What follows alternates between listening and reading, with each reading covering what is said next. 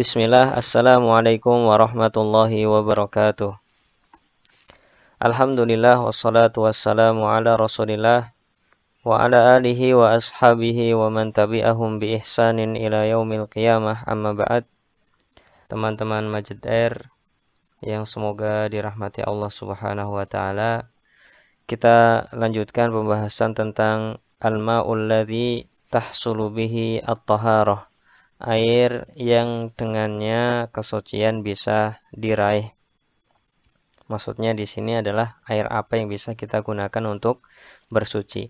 Dan sebelum kita melanjutkan pembahasan ini, sekali lagi bagi yang belum mendengarkan audio pertama dan kedua, bisa mendengarkan audio tersebut terlebih dahulu, karena dua audio tersebut merupakan pondasi dasar dalam membahas fikih. Baik, kita lanjutkan.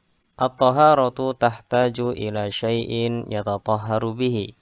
Bersuci itu membutuhkan suatu media yang digunakan untuk bersuci.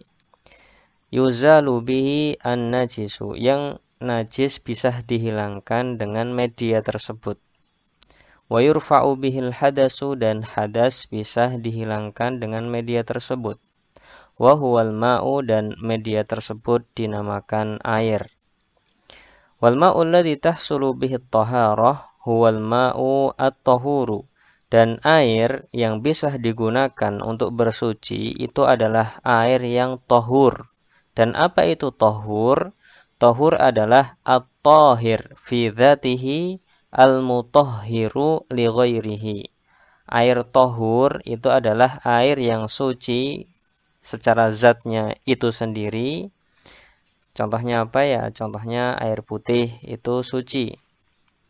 Kalau air kencing itu air, tapi dia tidak suci secara zatnya. Al-mutahhiru li ghairihi, air yang bisa mensucikan yang lainnya.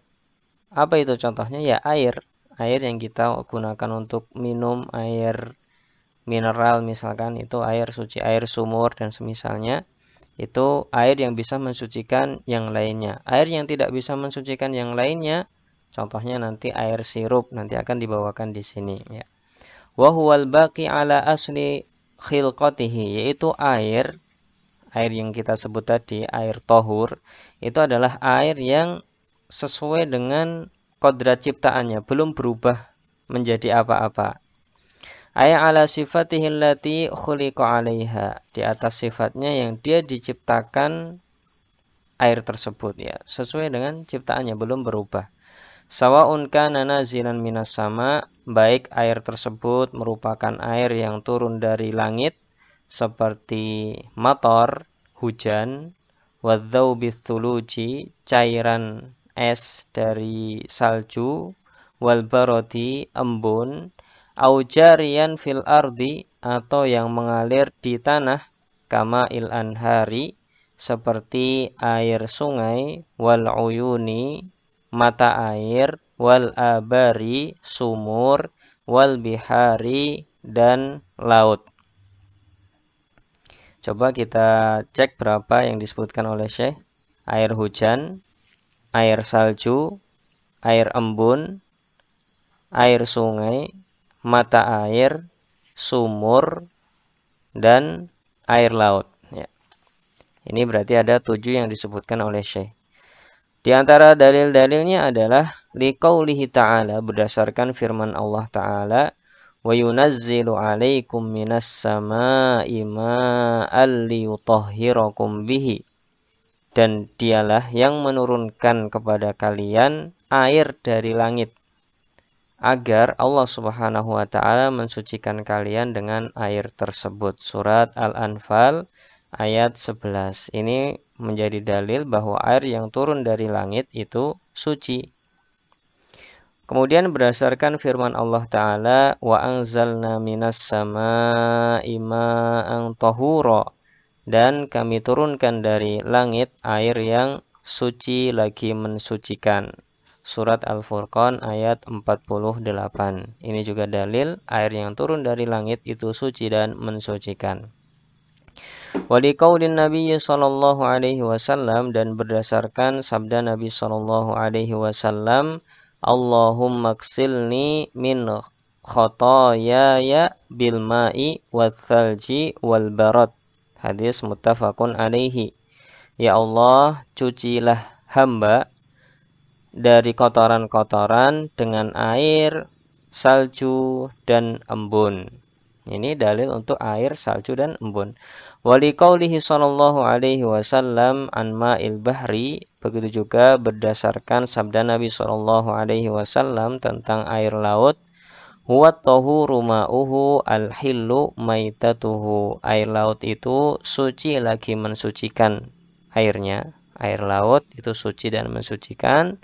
Halal mayatnya, bangkainya halal. Air laut bangkainya halal. Walaupun bangkainya berupa anjing laut tetap halal. Wala tahsulu taharatu bima'in ghairil ma'i. Dan kesucian tidak bisa digapai dengan selain air. Benda cair selain air tidak bisa digunakan untuk bersuci. Dalam artian di sini air mutlak. Selain air mutlak itu tidak bisa digunakan untuk bersuci walaupun dia cair. Contohnya adalah al-khol, cuka. Air cuka tidak bisa digunakan untuk bersuci. Wal bensin, bensin tidak bisa digunakan untuk bersuci. Wal asir, jus tidak bisa digunakan untuk bersuci. Wal limun juga hampir sama, jus atau infus water itu tidak bisa digunakan untuk bersuci. Wa masyabaha dzalika, dan yang semisalnya. Dalilnya apa? Benda-benda cair ini tidak bisa digunakan untuk bersuci. Dalilnya adalah firman Allah Ta'ala, falam tajidu ma'an fatayammamu sa'idan thayyiba. Dan apabila kalian tidak mendapatkan air, maka bertayamumlah dengan sa'idan thayyiba, debu yang suci. Surat Al-Maidah ayat 6. Falau kanatit taharatu, seandainya bersuci itu tahsulu bima'in ghairil ma'i, bisa dan boleh dilakukan dengan benda cair selain air yang mutlak, lanukila adimul ma'i ilaihi, tentu orang-orang yang tidak mendapatkan air bisa diperintahkan untuk menggunakan benda cair tersebut. Tapi ternyata di ayat ini kalau nggak ketemu air yang mutlak, maka bersuci dengan debu. Walam yungkol ila turab, tidak dipindahkan ke debu. Inilah beberapa penjelasan dari Syekh berkaitan dengan air apa yang bisa digunakan untuk bersuci. Kesimpulannya, air yang bisa digunakan untuk bersuci adalah air yang mutlak, belum tercampur dengan apa-apa. Dan maksud apa-apa di sini adalah hal-hal yang membuat air mutlak itu berubah nama. Air mutlak itu namanya juga air.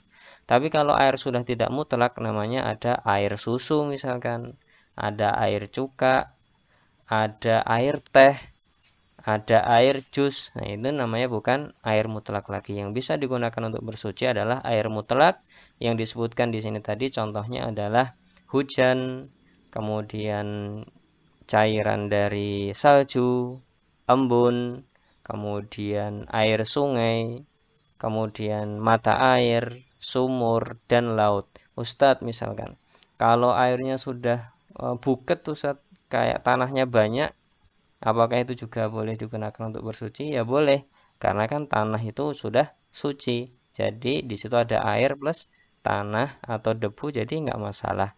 Kalaupun buket gara-gara tanah itu tidak masalah. Di situ masih dinamakan air mutlak. Semoga pembahasan ini bermanfaat. Wallahu ta'ala a'lam bishawab. Wa sallallahu ala nabiyyina Muhammad.